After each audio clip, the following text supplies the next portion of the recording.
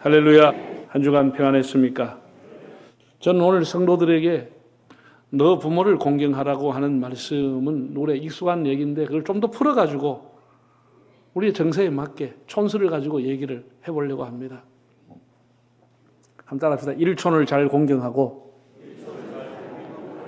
영촌을 서로 사랑하고 이촌끼리 화목하라.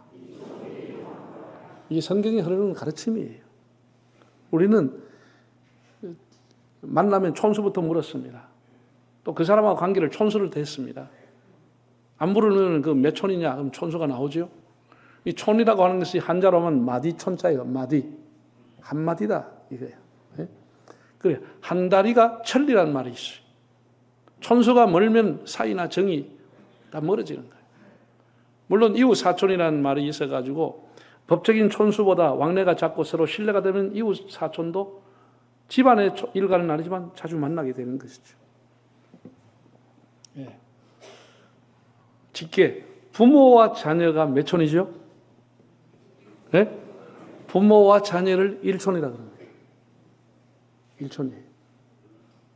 그럼 한 부모에서 태어나는 형제와 자매는 몇 촌이죠? 그걸 이촌, 형제들 이촌이라 그랬어요. 이촌. 그럼 부부는 몇 촌이에요? 영촌, 무촌 의미가 뭐죠? 네? 부부라고 하는 것은 거리가 없다는 뜻이에요. 거리가 없는 거예요. 부모님하고도 어느 정도의 거리가 있어요. 일촌이에요.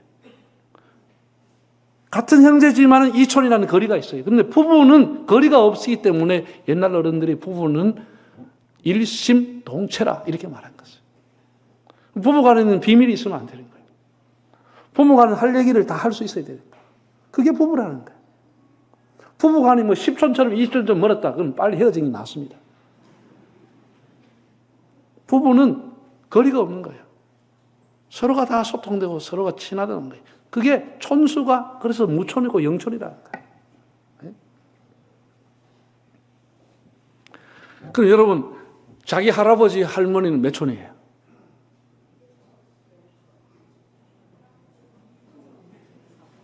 이러면 아버지가 1촌이면 할배가 2촌, 증조 할배는 3촌, 고조는 4촌. 그럼 4촌 할배가 있습니까?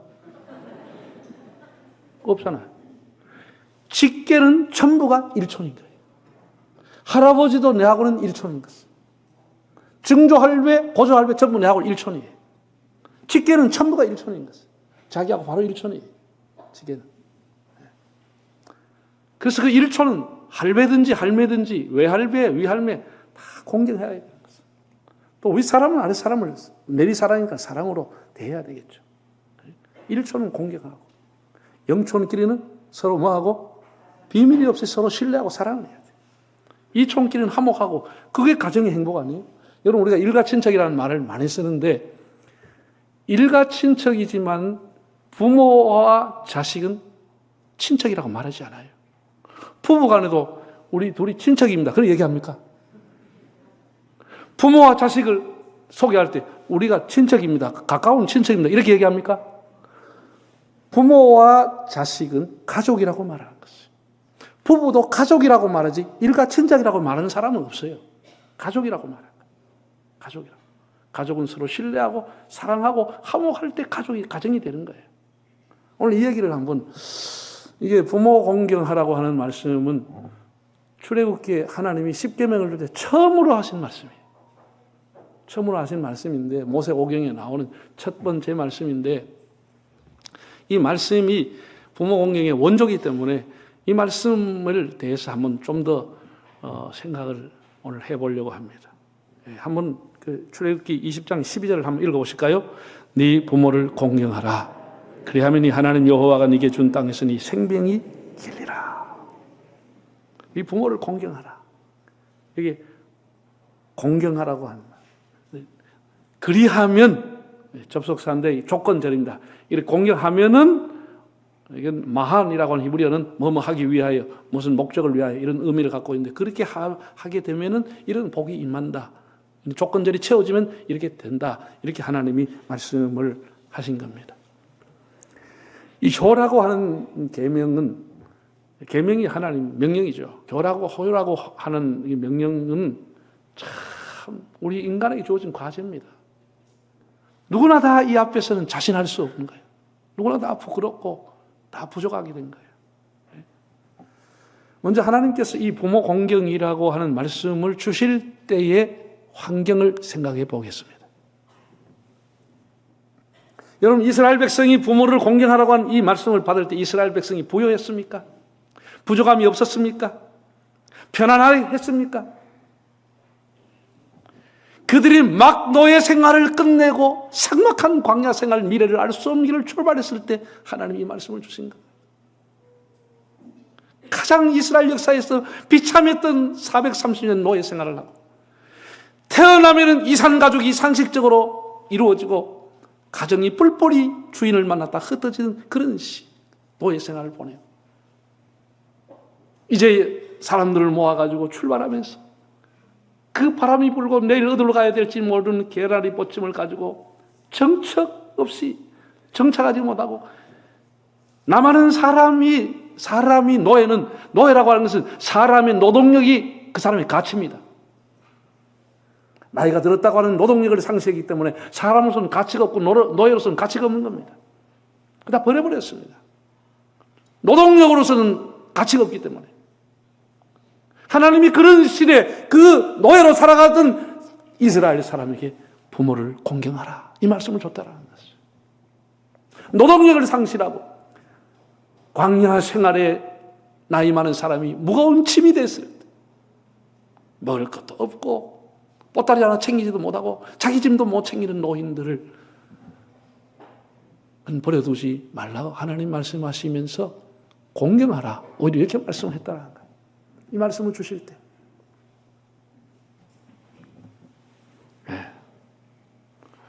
그러니까 이 부모 공경이라고 하는 것은 내 삶의 환경과는 상관이 없는 것이에요. 내가 부유하든지 가난하든지 내가 적방살이하든지 뭘 하든지 상관이 없이 내 환경과 상관이 없이 부모님을 공경하라. 공경하라고 하는 것이 우리 단어로 카베드, 영광스럽게 하라, 존중히 여기라, 무겁게 여기라 이런 의미를 갖고 있는 것입니다. 내 삶의 환경과 상관없이 부모님을 섬기고 공경하라는 것입니다. 우리가 하나님을 섬기는 신앙생활을 어떻게 해요? 신앙이 제대로 든 사람은 자기 삶이 어려워도 묵묵하게 잠잠하게 하나님을 섬기는 겁니다. 내 삶이 어렵다고 하나님 멀리하고 그렇게 하지 않아요. 하나님 앞에 믿음으로 살아가는 사람은 내 삶의 환경과 상관이 없이 여호와를 앙망하며 의지하며 살아가듯이 부모를 공경하는 것 역시 자기의 삶의 환경과 상관이 없이 힘들고 어려워도 부모님을 섬기며 살아라 라고 하는 것이 하나님이 이 말씀을 주실 때의 환경입니다.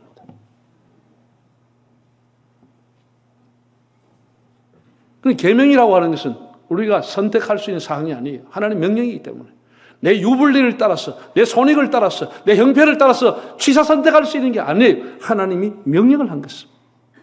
명령을 한 것입니다. 이게 계명이라고 하는 거예요.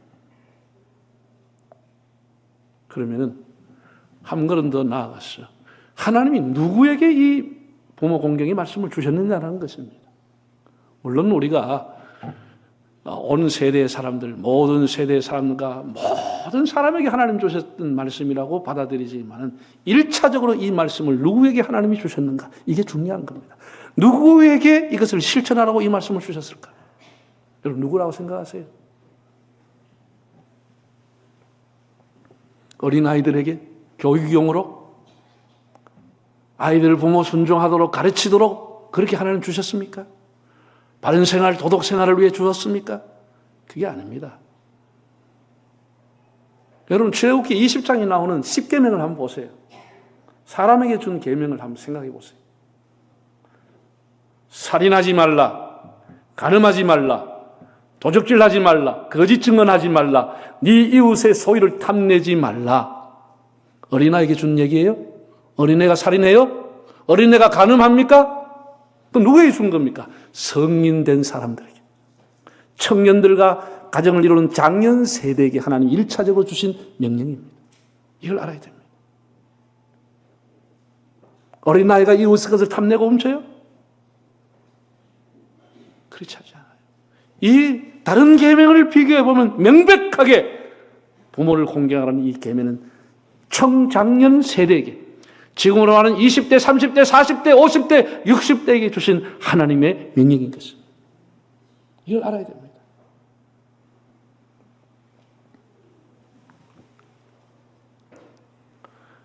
여러분, 하나님께서는 얼마나 이 부모 공경에 대해서 하나님이 엄하게 두렵게 말씀하시는지 몰라요. 십계명이 다음에 있는 출애굽기 1장 15절을 보면 자기 아버지나 어머니를 치는 자는 반드시 죽일지니라고 했어요. 반드시 죽여버리라는 거예요. 부모를 구타하고 때리는 놈 반드시 죽여버리라는 거예요. 하나님 죽이라고 명령한 거예요. 17절에 보면 이렇게 말했어요. 자기 아버지나 어머니를 저주하는 자도 반드시 죽일지니라. 자기 부모에게 나가 죽어버리라. 내는데 해준 게 뭐냐, 이렇게 저주한 놈 죽여버리라 그랬어요. 하나님. 이스라엘에 그런 씨를 말라버리라 그랬어요. 잠언 28장 보면은 부모의 재산을 착취한 놈, 잠언 30장 17절 아비를 조롱하며 어미를 순종하기를 싫어하는 자는 골짜기 까마귀에게 쪼이게 된다. 조롱하고 불순종하고 멸시하는 것. 잠언 19장 26절 아비를 구박하고 어미를 쫓아내는 자. 에스겔 22장 7절 부모를 업신여기는 자, 부모를 구박하고 폐역하고 쫓아내고 불순종하는 것 하나님 다 제거하라고 했습니다. 이게 얼마나 두려운 말씀입니까, 여러분? 이게 도덕적으로 주신 말씀이 아니에요. 이런 짓 누가 합니까? 그럼 부모를 구박하고 쫓아내고 때리고 누가 합니까? 성인된 자녀가 하는 거예요. 성인된 자녀가. 어린애가 하는 게 아니에요. 동서고금을 막론하고 부모에게 거역하고 불효하고 학대하고 패는 짓을 하고 존속살인하는 것은 다 청년이나 어른 세대가 하는 거예요. 장년 세대가 하는 거예요. 하나님께서 이걸 다 아시고 힘 있는 자녀들이 한참 바쁘고 한참 돈 잘 벌고 한참 잘 나가는 그 세대가 부모님을 공경하라, 이렇게 말씀을 준 것입니다.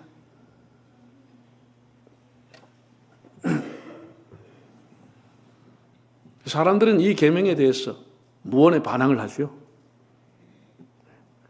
부모도 부모 같아야 효도를 하지. 해준 게 뭐가 있는데, 부모가 낳는 것밖에 뭐 해줬는데. 이영복의 노래를 그리워하죠. 가엾은 어머니 왜 날 낳으셨나요? 뭘 해줬는데? 어른이 어른 같아야 공경을 하지. 그러죠. 반항하죠. 저는 현실적으로 그 내용도 상당히 일리가 있다고 생각합니다. 옛날에도 부모가 온효자가 되어야 자식이 반효자라도 한다고 그랬어요. 자기가 볼 때 자기 부모가 할아버지 할머니 섬기는 거 보니까 나는 아니다 이거야. 나도 못 섬기겠다 이거야. 부모가 온효자를 해야 자식이 반효자라도 한다는 옛말이 있어요. 또 부모 팔자가 반팔자라고 있어요. 그리고 요새 태어나면서 금수저, 흙수저 얘기 나오잖아요. 부모님이 태어나게 하는데 자기 팔자로 말하면 반팔자를 정한다는 거예요. 당연하죠. 좋은 부모님 밑에 나오면 환경이 좋고 안 좋은 부모 있으면 골병 들고 고생하게 되겠죠. 부모 팔자, 반팔자라고 그랬어요. 부모가 나한테 해준 게 뭐 있냐 이렇게 대들게 되죠. 또 이게 돈돈하는 시대가 됐어. 부모 촌수보다 더 가까운 게 돈 촌수라 그랬어요. 그런 말 들어봤어요? 내 말이 아니고 내려온 속담이야. 옛날부터 그랬어요. 부모 촌수보다 더 가까운 게 돈 촌수라 그랬어요.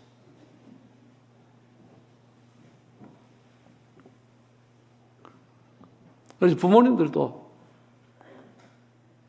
참 조심하고 자녀들을 내리사랑이라는데 사랑으로, 늘 사랑의 눈으로 자녀를 돌봐야 되고, 자녀들끼리라도 이웃 사람들끼리라도 비교하면 안 되는 거예요.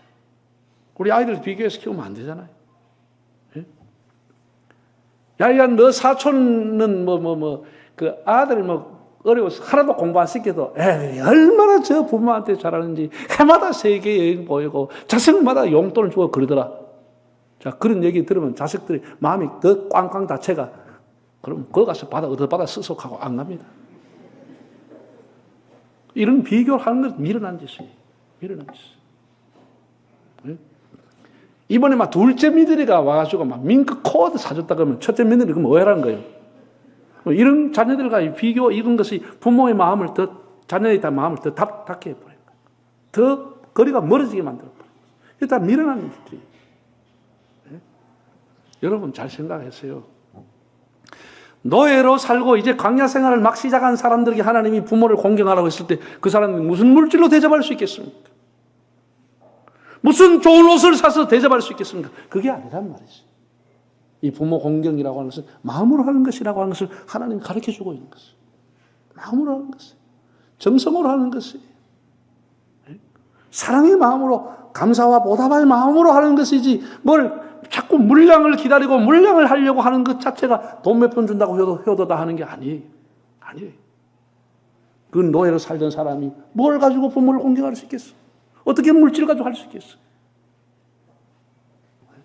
저는 가끔 목회를 하다 보면 참 보람되고 감동될 때가 있어요. 연세가 한 80 넘으신 어른들이 세례를 받으시는 분이 가끔 있어요.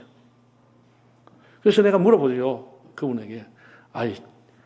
80 동안 예수 안 믿고 왜 이제 세례 받으시냐고 웃으면서 물으면, 아이고, 목사님, 전 불교에 다녔고 예수하고 담사고 살았는데 우리 애들이 대학교 다니면서 교회를 나가가지고 그럼 믿는 아내를 만나가지고 예수를 믿고 사는데 내가 다른 자식들하고 쭉 지켜보지만 참 그래, 너 믿는 예수 내가 믿을란다. 너가 다니는 교회 내가 다닐란다. 이렇게 마음에 감동이 된다는 것이지. 그래서 이제 남은 생에 예수 믿고 살겠다고 자녀와 함께 하나님 섬기겠다고 세례를 받게 되는 얘기가 있습니다. 감동이 되죠. 너가 믿는 예수 내 눈에 흙이 들어가도 안 믿을란다. 그럼 골 때리는 거 아니에요?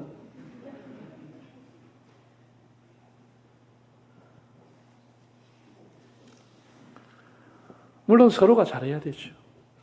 모든 게 상대적이 아닙니까? 서로가 잘해야 되지만 이 계명의 원래 의미는 부모를 잘 공경하고 잘 섬기라는 거예요. 자, 한번 보세요, 여러분. 부모를 공경하라 그리하면은 내가 준 땅에서 생명이 길리라 라고 했죠. 자, 그 다음에 바울이 이걸 풀어놨습니다. 신약에서 바울이 이 계명을 풀어서 6장 1절에 3절을 다시 한번 읽어볼까요? 자녀들아 주 안에서 너희 부모에게 순종하라. 이것이 옳다. 이것이 사람 살아가는 도리다. 2절 네 아버지와 어머니를 공경하라. 이것은 약속이 있는 첫 계명이니 이로써 네가 잘 되고 땅에서. 이거는 약속이 있는 계명이라는 거예요. 약속이 있는 처음으로 준 계명이라는 거예요. 이 하나님이 십계명을 말할 때 약속이 있는 첫 번째 계명으로 준 것인데 그 약속이 뭐냐? 땅에서 잘 되고 장수한다는 것이에요.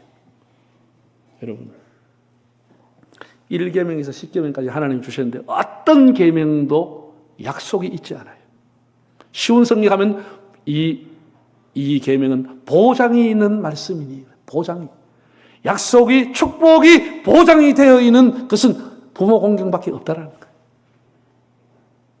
살인하지 말라. 그리하면 내가 너에게 상을 주리라. 그런 거 없습니다. 보장이 없습니다. 도적질하지 말라. 내가 너 재산을 지켜줄 거냐. 그런 것이 없습니다. 그냥 도적질하지 마. 살인하지 마. 간음하지 마로 끝나는 것이지 거기에는 보상이 없습니다. 그냥 명령으로 끝났습니다. 그런데 부모 공경만은 명령으로 끝난 것이 아니고 반드시 보장을 해준 것이에요. 축복을 보장했다는 거예요. 누가? 신실하신 하나님께서 그렇게 보장해 놓았다는 것이에요. 얼마나 놀라우니. 아니, 남의 부모도 잘 섬기고 남의 세워놓은 양로원도 잘 섬긴다는데 지 부모 섬기고 복받는 짓을 왜 못하냐 말이야. 가정의 부모님하고 깨졌다. 그 사람의 삶에 무슨 기쁨이 있습니까? 무슨 기쁨? 사회에서 아무리 유능하게 인정받아도 삶의 인생의 기쁨은 다 사라지고 마는 것입니다.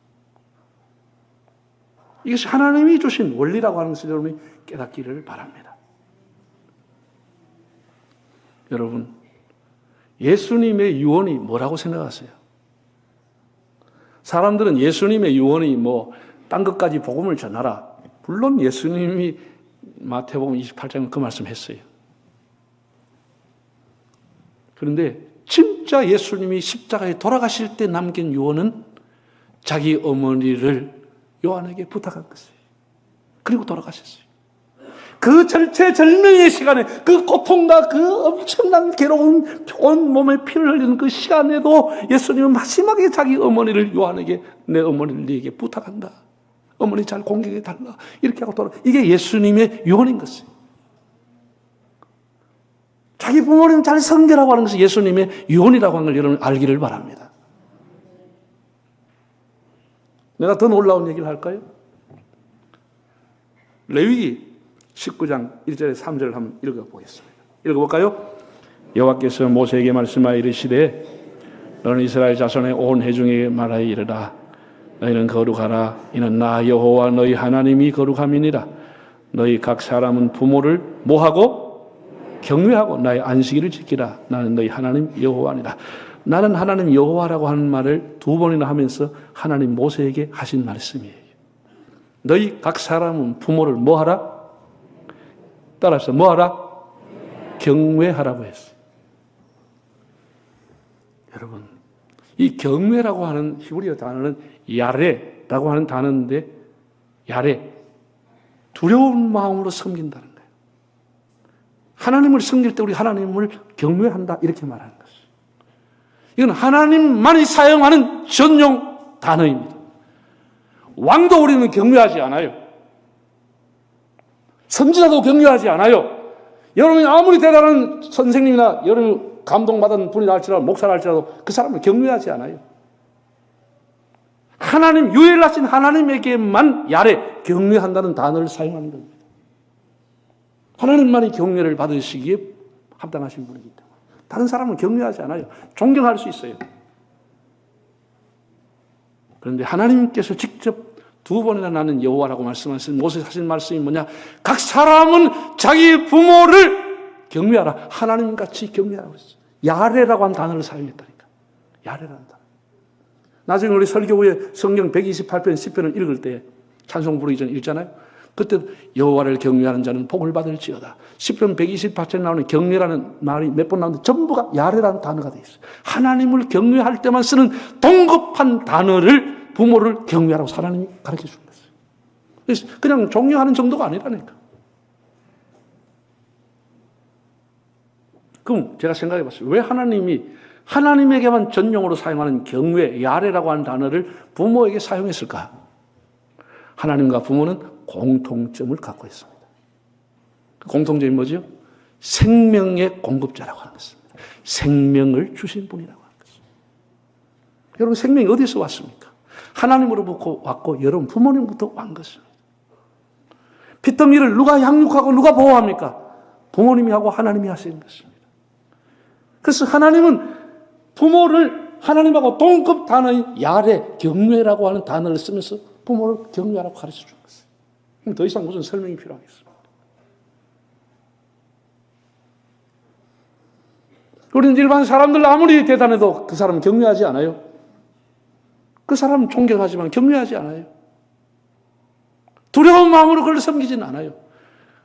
자기의 부모님은 하나님이 경외하라, 이렇게 가르쳐 준 것이에요. 네. 이게 다 축복의 원리예요.